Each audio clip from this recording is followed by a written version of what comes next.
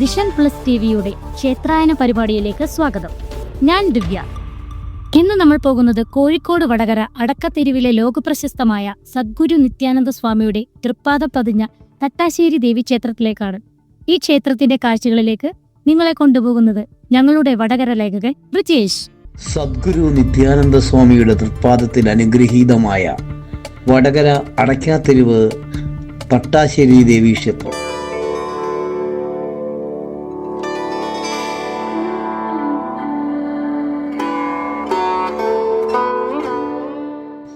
ആലംബഹീനർക്ക് ആശ്രയമേകി തട്ടാശ്ശേരി ക്ഷേത്രത്തിൽ ശ്രീ നിത്യാനന്ദ സ്വാമി കുടികൊള്ളുന്നു.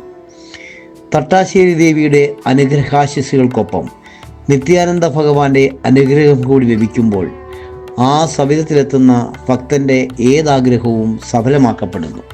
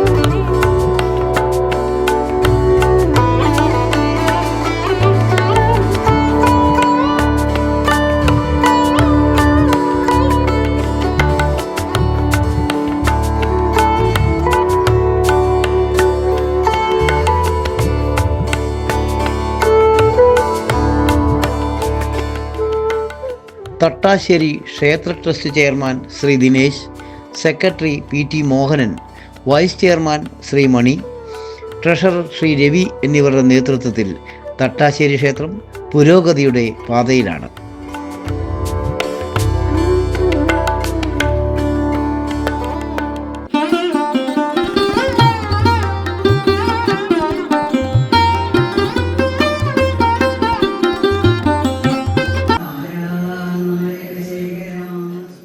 ശ്രീ മണിത്തിരുമേനിയുടെ സാന്നിധ്യത്തിൽ നടത്തപ്പെടുന്ന പൂജകൾ ജനങ്ങളുടെ ആഗ്രഹ സാഫല്യങ്ങൾ പൂർത്തീകരിക്കുവാൻ സഹായിക്കപ്പെടുന്നു.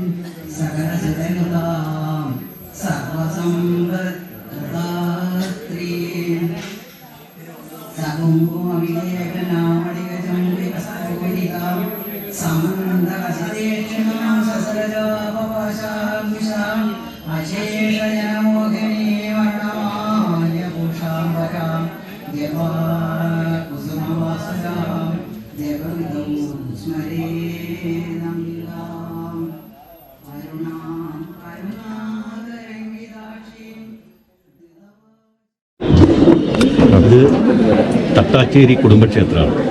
പഴയ ഒരു തറവാടായിരുന്നു. അപ്പോൾ ഇവിടെ ആദ്യം ഒരു വീടായിരുന്നു. ആ വീടിൻ്റെ ഉള്ളിലായിരുന്നു സഞ്ചാരത്തിനുള്ളിൽ നാഗദേവതൻ്റെ സത്യവതിയൊക്കെ ഗുളിക ഇവരൊക്കെ. അത് പിന്നെ ഒരു താമ്പൂലപ്രശ്നം വെച്ചേ വീട് വലുതായി പൊളിക്കണം. അപ്പോൾ അങ്ങനെ പൊളിക്കേണ്ടി വന്നപ്പോൾ ആ സ്ഥാനം നിലനിർത്തിക്കൊണ്ട് അതേ സ്ഥാനത്ത് തന്നെ നാഗഭഗവതിയുടെയും അതുപോലെ തന്നെ ഗുരുകാരണവന്മാരുടെയും ക്ഷേത്രം പണിതു. അത് 2002 ഇതിൻ്റെ ആരംഭം.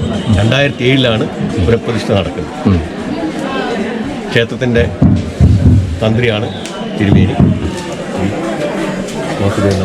നിത്യാനന്ദ സ്വാമികളുടെ ജനിച്ച സ്ഥലമാണിത്. നിത്യാനന്ദ ഗുരു ജനിച്ച സ്ഥലം അല്ലേ? അച്ഛൻ്റെ വീട്, അദ്ദേഹത്തിൻ്റെ അച്ഛൻ്റെ വീടാണ്. നടുവണ്ണൂർ, അമ്മയുടെ വീട് നടുവണ്ണൂർ. അങ്ങനത്തെ ഒരു വിശേഷം കൂടെ ഉണ്ട് ഇവിടെ. നാഗകാളിക്കാണ് വലിയ പ്രാധാന്യം. 12 വയസ്സ് ഇവിടെ ഈ കൊയിലാണ്ടി ഒരു സ്ഥലത്തായിരുന്നു സ്വാമി. ഒരു രാമയ്യർ എന്ന് പറഞ്ഞ ആളുടെ വീട്ടിലായിരുന്നു. അപ്പോൾ അവിടെ നിന്ന് പിന്നെ പല പൂജകൾക്കുള്ള പല സാധനങ്ങളും പുഷ്പങ്ങളെല്ലാം ഒരുക്കിക്കൊണ്ടു. അപ്പോൾ അവരാണ് ഈ സ്വാമീൻ്റെ മനസ്സിലാക്കുന്നത്, സ്വാമീനെ പറ്റിയുള്ള കാര്യം. അപ്പോൾ അതിന് അവർ കാശി അവരുടെ സ്ഥലങ്ങളും പോകുമായിരുന്നു. അപ്പോൾ സ്വാമീനെയും കൂട്ടും ഒരുമിച്ച് സ്വാമിയും പോകുമായിരുന്നു. 2007 അപ്പോൾ അതിനുശേഷം സ്വാമി ഒരു ദിവസം പറഞ്ഞ് കാശിയിൽ നിന്ന് ഇവരോട് ഞാനിനി വരുന്നില്ല, ഞാനൊരു സമയമാകുമ്പോൾ അങ്ങോട്ട് വരുന്നു. അപ്പോൾ ആ ഇവർ മരണ സമയത്ത് സ്വാമി അവിടെ എത്തുന്നു. അപ്പോൾ ആ കർമ്മം ചെയ്ത് കഴിഞ്ഞ ശേഷം സ്വാമിനെ ആകെ ഒരു ലങ്കോട്ടി മാത്രമേ ഉള്ളൂ, വേറൊന്നുമില്ല. വസ്ത്രം കൊണ്ടില്ലാണ്ട് യാത്ര തന്നെയാണ്. അതിന് വെച്ച് കാഞ്ഞങ്ങാട് വന്ന് കാഞ്ഞങ്ങാട് ഒരു ഗുഹയുണ്ടാക്കി. അപ്പോൾ അതിൽ ബ്രിട്ടീഷുകാർ സമയം ഭരിക്കുന്ന സമയമാണ്. അവരെ ആ ഗുഹ സർക്കാർ സ്ഥലമല്ലേ, അപ്പോൾ അവരതിന് ആരോ പറഞ്ഞു കൊടുത്തിട്ട് ഇങ്ങനെ സർക്കാർ ഭൂമി വരാൻ കൈകേറുന്നുണ്ട്, അപ്പോൾ അതിനെന്താക്കണം നടപടി എടുക്കണം എന്ന് വെച്ചിട്ട് അയാൾ ഇവിടെ വന്നു. അപ്പോൾ നോക്കുമ്പോൾ ഇയാൾക്കന്ന് വേട്ടപ്പട്ടിയായിരുന്നു. അപ്പോൾ ഗുഹേൻ്റെ ഉള്ളിലല്ല, അപ്പോൾ ഗുഹേൻ്റെ ഉള്ളിലേക്ക് ഈ വേട്ടപ്പട്ടിനെ ആദ്യം പറഞ്ഞു. ഈ വേട്ടപ്പട്ടി പുറത്ത് വരാണ്ടായാലേ പിന്നെ മറ്റുള്ള ആൾക്കാരെല്ലാം കൂട്ടിയിട്ട് ഉള്ളിലേക്ക് എന്ന് നോക്കുമ്പോൾ പട്ടി സ്വാമീൻ്റെ അടുത്ത് നിൽക്കുകയും. അപ്പോൾ അതിനുശേഷം പിന്നെ അയവരൊന്നും ചെയ്യണ്ട സ്വാമി അവിടെ നിന്നൊട്ടൊന്നും ചെയ്യുന്നത്. അതിനുശേഷം ഇപ്പോൾ ഈ കഴിഞ്ഞ കൊല്ലം വരെ ആ ബ്രിട്ടൻ ഇപ്പോൾ ആൾ വരുത്തുന്നു ഇവിടത്തേക്ക്, ഈ കാഞ്ഞങ്ങാടേക്ക്. അവരെ കുടുംബങ്ങൾ ഇങ്ങനെ അടുത്ത തലമുറകളെല്ലാം വന്നുകൊണ്ടിരിക്കുന്നത്. അപ്പോൾ അതിനുശേഷം അവർക്ക് ഒരുപാട് മാറ്റങ്ങൾ വരും. അപ്പോൾ ഇപ്പം വന്നുകൊണ്ടിരിക്കുന്നത് കുടുംബം എന്താ പറയുന്നത്, ആ പേരും അല്ലാന്നിട്ട് ആ റോഡിൻ്റെ പേര് അയാളെ റോഡെല്ലാം ഉണ്ടായി കൊടുക്കുന്നത് അങ്ങോട്ടേക്കുള്ള റോഡ്. അപ്പോൾ അവിടെ നിന്നാണ് പിന്നെ കാഞ്ഞങ്ങാട് ഒരിക്കലും ഇതുവരെ സ്വാമീനെ വണ്ടിയിൽ നിന്ന് ഇറക്കി വിട്ടിരുന്നു, ടിക്കറ്റ് ഇല്ലാത്തതുകൊണ്ട്. ഇപ്പോൾ ട്രെയിന് പോകാണ്ടായപ്പോൾ ട്രെയിന് ഒരു കളി മുന്നോട്ട് പോകുന്നില്ല. അപ്പോൾ ആരോ പറഞ്ഞ് ഇങ്ങനെ സ്വാമി ഇങ്ങനെ ഒരാളെ പോകുമ്പോൾ പുറത്തു. അപ്പോൾ അയാളെ കൂട്ടിക്കൊണ്ടുവന്ന് സ്വാമിനെ കൊണ്ടുവന്ന് ട്രെയിനിൽ കയറ്റിയ ശേഷമാണ് ട്രെയിൻ മുന്നോട്ട് പോയത്. എൻ്റെ സ്വാമി ചെറുപ്പത്തിൽ ഇവിടെയാണ് അച്ഛൻ്റെ വീടാണിത്. അപ്പോൾ ഇവിടെ വന്ന് പിന്നെ സ്വാമി ഇവിടുന്ന് കുറേ കാലങ്ങളായിട്ട് സ്വാമിക്ക് ഇവിടെ നിൽക്കാതെ പുറത്തോട്ട് പോകാതെ അധികം വിദ്യാഭ്യാസം ചെയ്യാണ്ട് തന്നെ പുറത്തു പോയി. അങ്ങനെ ധ്യാനത്തിലിരുന്ന് ഡൽഹിയിലാണ്. പിന്നെ അങ്ങനെ ബോംബെ ഇവിടെയൊക്കെ പോയിട്ട് ദിവ്യനായിട്ട് കാഞ്ഞങ്ങാട് പോയി ആ ഗുരുവനമൊക്കെ ഉണ്ടല്ലോ, ആ ഗുരുവനമൊക്കെ ചെയ്ത് എല്ലാം കഴിഞ്ഞ് അങ്ങനെ പ്രതിഷ്ഠ. ഇപ്പം നമ്മൾ ആദ്യം ഇവിടെ നിത്യാനന്ദ സ്വാമി എപ്പോഴും ഞങ്ങൾ പ്രാർത്ഥിക്കുന്നത്. ഇപ്പം ഇവിടെ ശരിക്കും പ്രതിഷ്ഠ ചെയ്ത് നിത്യാനന്ദ സ്വാമി എന്ന് പറയുന്നവരുടെ വീട്ടിലേക്ക് ഇവരെ കൊണ്ടുപോയാക്കിയതാണ് നിത്യാനന്ദ സ്വാമി. അവിടെ നിന്നാണ് ബോംബെയിലേക്ക് ഇവർ പോകുന്നത്. നിത്യാനന്ദ സ്വാമി സമാധിയായത് ബോംബെയിലാണ് സമാധിയായത്. ഓം സദ്ഗുരുഭ്യോ നമ. നിത്യാനന്ദ ഭഗവാന്റെ ശരിയായ പേര് രാമൻ എന്നായിരുന്നു. തട്ടാശ്ശേരി എന്ന വീട്ടിൽ ചാത്തു നായരുടെ മകനായിട്ടാണ് രാമൻ പിറന്നത്. കുറച്ചു കാലം കഴിഞ്ഞപ്പോൾ അദ്ദേഹത്തിനെയും കൊണ്ട് അദ്ദേഹത്തിൻ്റെ മാതാവ് കൊയിലാണ്ടിയിൽ എത്തി. അമ്മയുടെ അമ്മാവനാണ് അദ്ദേഹത്തെ കൊയിലാണ്ടിയിൽ എത്തിച്ചതെന്ന് പറയപ്പെടുന്നു. അവിടെ ഒരു വക്കീലിൻ്റെ വീടിനടുത്തായിരുന്നു താമസം. ജസ്റ്റിസ് VR കൃഷ്ണയ്യർ എന്ന് പറയുന്ന അയ്യരുടെ വീടുകളിലാണ് ചെറുപ്പകാലത്ത് രാമൻ എന്ന് പറയുന്ന സ്വാമി നിത്യാനന്ദ ഭഗവാൻ താമസിച്ചിരുന്നത്. അമ്മ വീട്ടുവേല ചെയ്തു കൊണ്ടിരുന്നു. ഇടയ്ക്ക് അവിടുന്ന് മാറി മറ്റു വീടുകളിലും താമസിച്ചു. അക്കൂട്ടത്തിൽ എൻ്റെ തറവാട്ട് വീട്ടിൽ തച്ചോളിക്കാനത്തിൽ നിന്ന് പറയുന്ന വീട്ടിൽ വന്നു. അവിടെ നിന്ന് അവിടുത്തെ മറ്റൊരു വീട്ടിലേക്ക് താമസിക്കാൻ ഇടയായി. അപ്പോൾ എൻ്റെ വലിയമ്മാവൻ്റെ മുത്തശ്ശിയുടെ ആങ്ങളെയാണ് അവിടെ ഉണ്ടായിരുന്നത്. അവർ അദ്ദേഹത്തെ നല്ലപോലെ വീട്ടിലെ മക്കളെ പോലെ നോക്കി. ഒരു മകനുണ്ടായിരുന്നതിൻ്റെ കൂടെ കളിച്ചും ചിലപ്പോൾ മിണ്ടിയും ചിലപ്പോൾ മിണ്ടാതെയും ഒരു ഇറങ്ങി മരച്ചുവട്ടിൽ കിടന്നിരുന്ന നിത്യാനന്ദ ഭഗവാൻ പിടിച്ചെഴുന്നേൽപ്പിച്ചു കൊണ്ടുവന്ന ആ കാരണവർക്ക് അമൂല്യമായ സമ്പത്ത് നൽകിക്കൊണ്ടാണ് രാമൻ എന്ന ഭഗവാൻ അവിടെ നിന്ന് യാത്രയായത്. ഭഗവാൻ ശ്രീ നടുവിലയിൽ എന്ന് പറയുന്ന വീട്ടിൽ താമസിക്കുന്ന കാലത്ത് 4 ദിവസം കൊണ്ട് 5 പേർ ചേർന്ന് ഒരു കുളം കുഴിച്ചിരുന്നു. ആ കുളം ഇന്ന് അന്യാധീനപ്പെട്ട് കിടക്കുകയാണ്. അതിനടുത്തൊരു ക്ഷേത്രമുണ്ട്.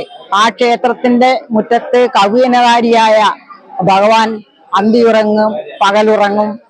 പശുക്കളെയും മൂരികളെയും ഒക്കെ കൊണ്ടുപോയി ഞങ്ങൾ ഭഗവാന്റെ ആരാധകർ മാത്രമല്ല ഒരു കുടുംബത്തിന്റെ സമ്പത്ത് എന്നുള്ള നിലയ്ക്ക് ഭഗവാൻ ഞങ്ങളെ അനുഗ്രഹിച്ചു കൊണ്ടിരിക്കുന്നു.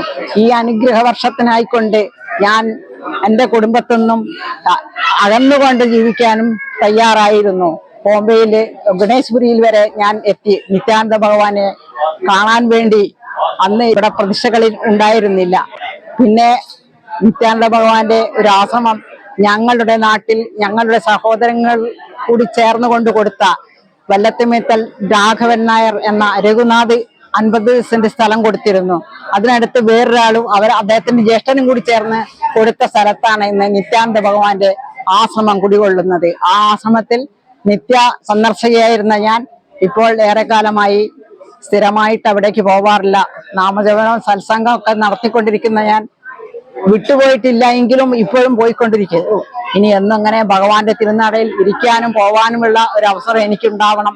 ഞാനിപ്പോൾ താമസിക്കുന്നത് നിത്യാനന്ദ ഭഗവാൻ താമസിച്ചിട്ടുള്ള അതേ സ്ഥലത്ത് ഇന്ന് പുതുക്കി പണിത ഒരു വീട്ടിലാണ് ഞാൻ താമസം. നിത്യാനന്ദ ഭഗവാൻ കൃപാവർഷം ചെരിഞ്ഞുകൊണ്ട് നാട്ടിനെയും നാട്ടാരെയും കുടുംബത്തെയും എന്നെപ്പോലുള്ള ഭക്തന്മാരെയും എന്നെന്നും അനുഗ്രഹിക്കുമാറാകട്ടെ എന്ന് പ്രാർത്ഥിച്ചുകൊണ്ട് ഞാൻ എൻ്റെ വാക്കുകൾ ചുരുക്കുന്നു. ജയ് നിത്യാനന്ദ ഭഗവാൻ. ഹിന്ദു സമൂഹത്തിൻ്റെ ഉയർച്ചയ്ക്കായി തൻ്റെ ജീവിതം നീക്കിവെച്ച പ്രശസ്തയായ ആത്മീയാചാര്യ ശ്രീ രാധാമണി നിത്യാനന്ദ ഭഗവാനിൽ ആത്മസമർപ്പണം ചെയ്തിരിക്കുന്നു.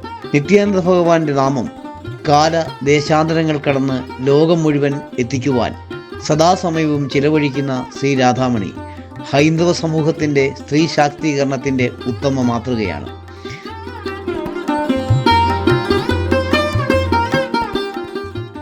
സദ്ഗുരു നിത്യാനന്ദ ഭഗവാന്റെ കഥകൾ പരമ്പരകളായി ഞങ്ങളുടെ മുമ്പിൽ എത്തിക്കുന്നതാണ്.